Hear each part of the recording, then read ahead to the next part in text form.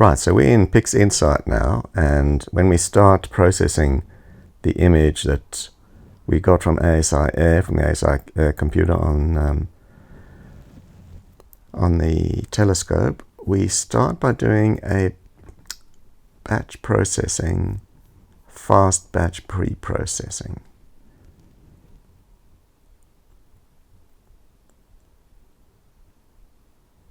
And that'll then open up this script where we can click on bias and select the files we want to use for bias. And these are the calibration frames, our darks, and we can add our darks by clicking plus darks, our flats, we can add our flats, and then finally our lights. So then we'll add our lights as well. And once we've done all that, we simply hit the run button, and that will then generate a master image that we'll use for the rest of this tutorial. The other thing you do is set your export output directory here, which is where it's going to put all the files that it generates when it does the fast batch pre-processing.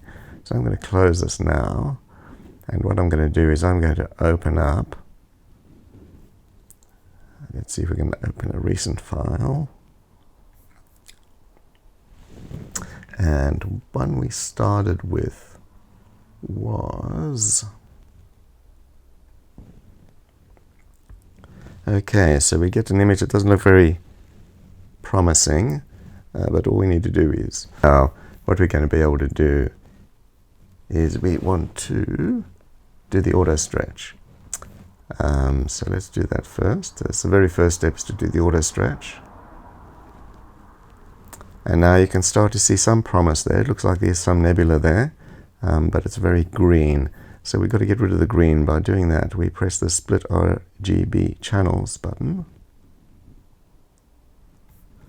And we split it up into the 3 different colors. We grab the green one and push it to the side, because that's the one we're going to use as a reference. And then we're going to go Process, All Processes, and make our way down to Linear Fit. And for our reference image, we're going to choose the green. So choose the green. And now what we're going to do is drag that reference onto the blue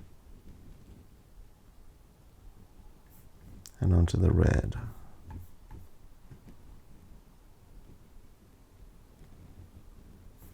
Now we can close off the linear fit process and start a new process, which is going to be channel combination.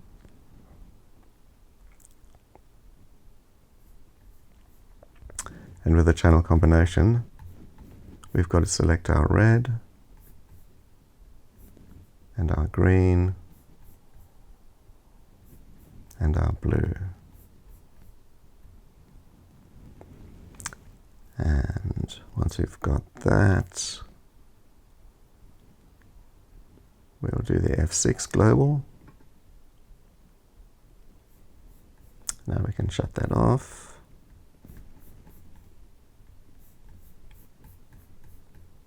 Just close the windows we don't need anymore.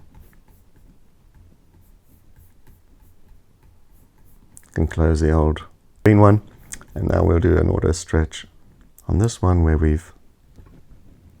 now that's looking nice. Okay.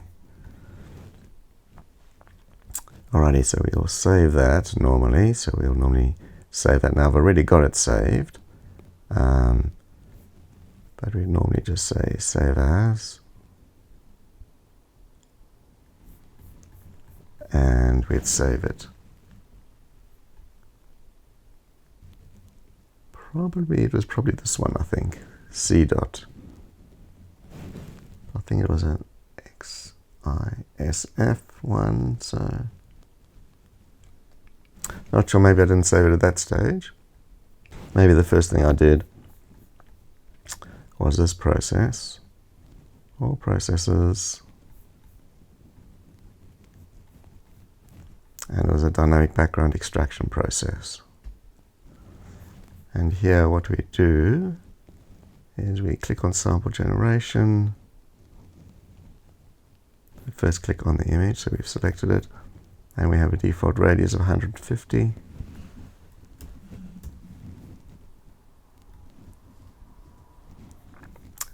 And we are going to be doing a subtraction. And so now we're going to lay our samples around the edges. So we go all the way around, and then we'll hit the tick button, and that'll execute that step of the process, dynamic background extraction. So because I've already done it, I'm not going to bother going through it again. So let's just close this off. And if we open recent,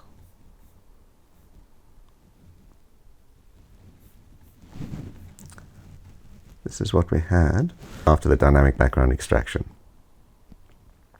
So now the next step we did, and the next step we did after that, was we did a color calibration. So with the color calibration, what we do is we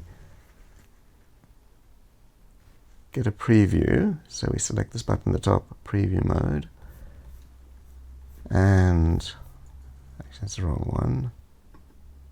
This one that says new preview mode, and we try and select a part of the image that doesn't have too many stars, like that. Now we have a preview, and now we can do a color calibration. So we go process, color calibration,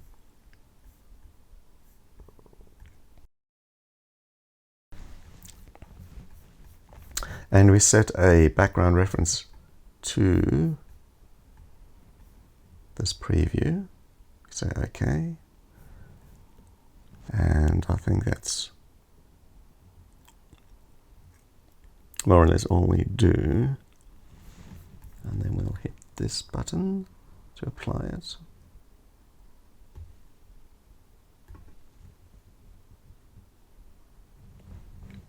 And once we've done that, we can close the preview, delete it, delete the preview, and now we can save the image that's now being color calibrated.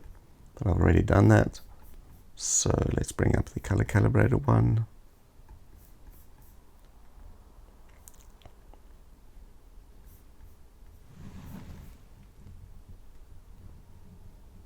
Alright, so the color calibrated one is this one. And so now the next step is to do the screen transfer function of histogram. So the way we do that is you go process, and we select screen transfer function, hit the little tick symbol, go process,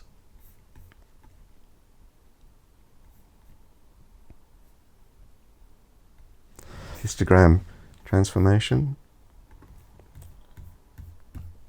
Now the idea is to drag this little arrow from the screen transfer function onto the histogram, and then drag the histogram onto our image. It goes white. Don't panic. Okay, close that off.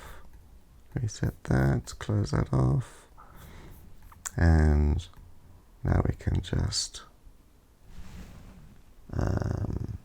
reset the screen transfer, and we'll save that. So now we've done the screen transfer. I'll just close that. So once we've done the screen transfer, we then get an image that looks like this.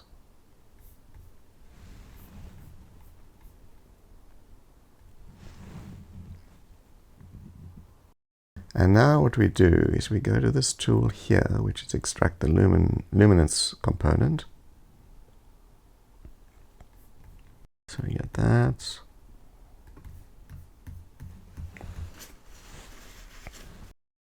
And once we've done that, we do an LRGB combination.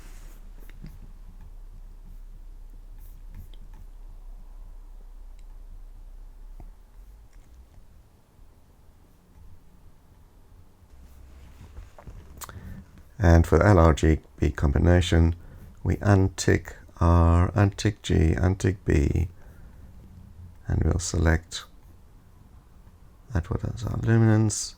We'll set our saturation to 0.24, seems to be a magic number that works.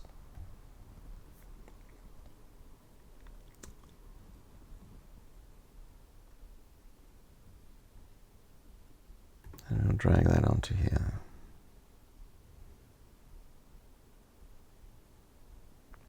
Alrighty. So that makes it really pop. So we can close that off. So now we can start to see the colors coming out nicely.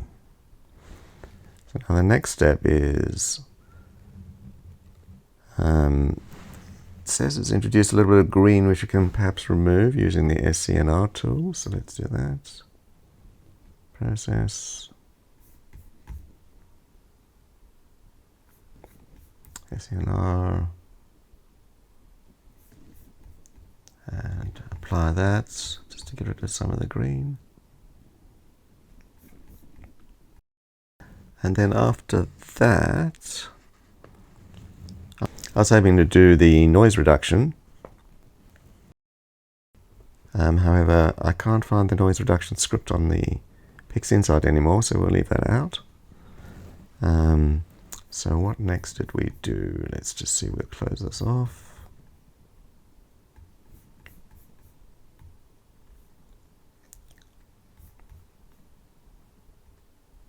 That's right, we did another histogram adjustment, so if we just take this one up, and we're in process,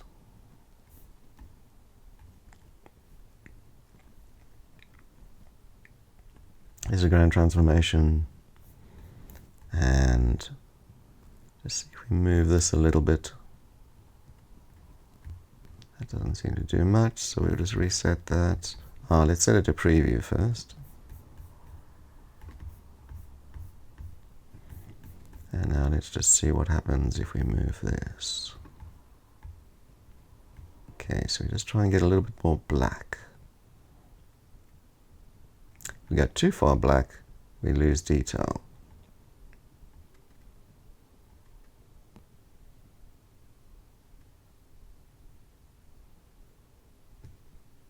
That looks good. So we might apply that to the main image. And so this looks a little bit blacker. Okay, so that's about as much as I do in Pixinsight. Obviously saving the image each time. And then I save it as a JPEG. So I'll go File, Save As. And rather than XISF file, I'll save it as a JPEG file. And once I've done that, then what I can do is open that in Photoshop. So just close this off. Open up Photoshop. And in Photoshop, if we open Recent,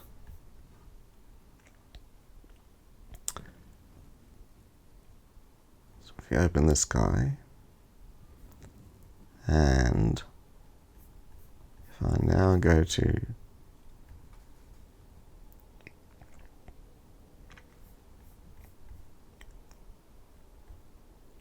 a new adjustment layer, then we go to curves.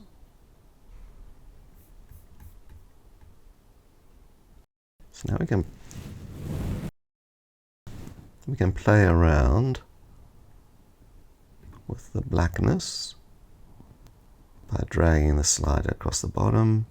Again, we don't want to lose too much detail, but that's nice and black. And then maybe we drag the curve down a little bit. And that's really nice and popping now. So now we can export that as a JPEG, and that can give us our final image.